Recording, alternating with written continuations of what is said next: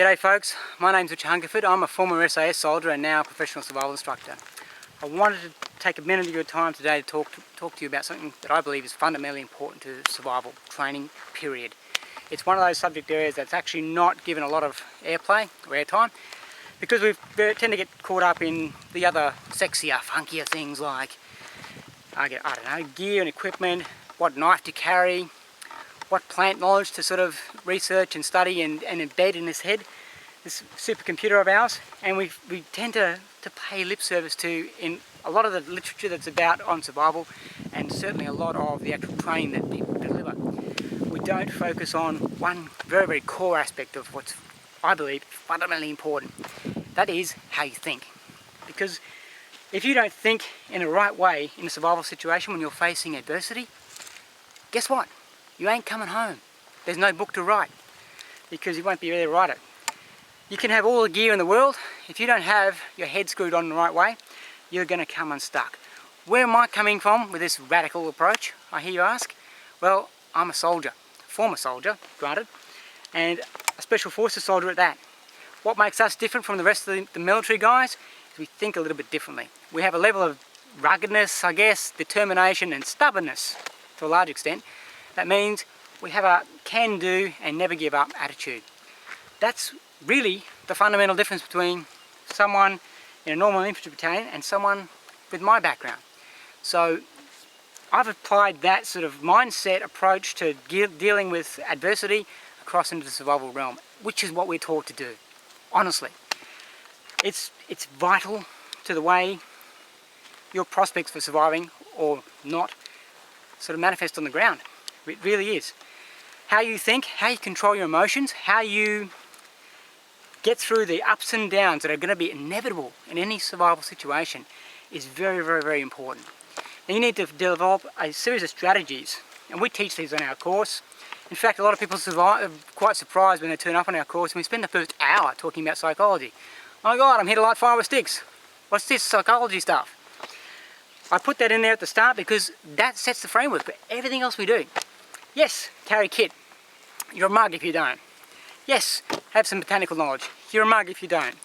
Yes, know how to light fire, build shelter, find water. You're a mug if you don't.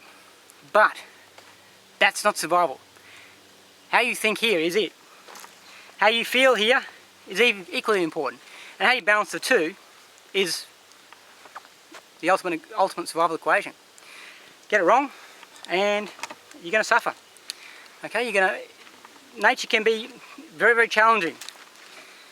My practical experience has proven that to me many, many times over, and I have no doubt it'll do it again at some point. That's just the way Mother Nature works. So, how do I make that mindset more positive, more sort of advantageous to me? Well, one way is to develop a routine.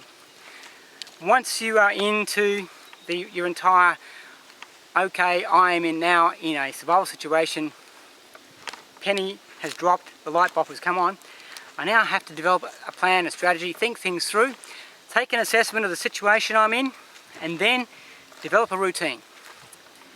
Assess what priorities we've got to tackle, get them out of the way, and then figure out a way of keeping my mind busy.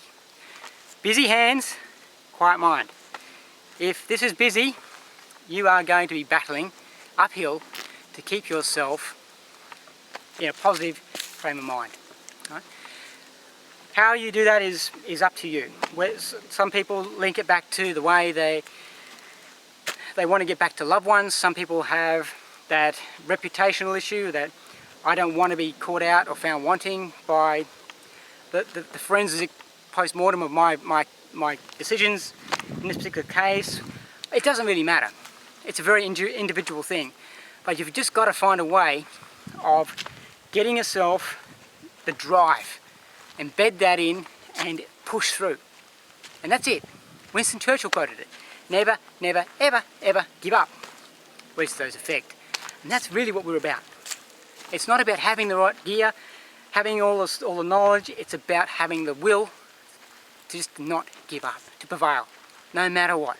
Keeping in mind always that this too shall pass, and we will get through the other end of it, and we'll be better for it, more than likely. Turn it into an adventure. Keep it on an even keel. Have a sense of humour. Laugh about it. It happens to the best of us. Believe me, I'm speaking from experience. I could relate 100 stories of stuff-ups, silly situations, things that went wrong when they should have gone right. It happens to everyone. The difference is some people laugh about it and get on with it, and some people fall in a heap, sit near a campfire and wait to die. Okay? And what you ask for, you will receive. So be careful with what you think. Keep yourself thinking good, happy thoughts. Think positively, and you'll end up with a positive outcome. I hope that gives you just a bit of an insight into survival mindset. There's a lot more to it. It occupies a large chunk of our curriculum, but it's just one of those things that just doesn't seem to be spoken about in a lot of places and a lot of courses and a lot of the doctrine that's getting out there in the world about survival. Alright? Guys, have a good day. Stay safe outdoors, and we'll see you next time. Cheers.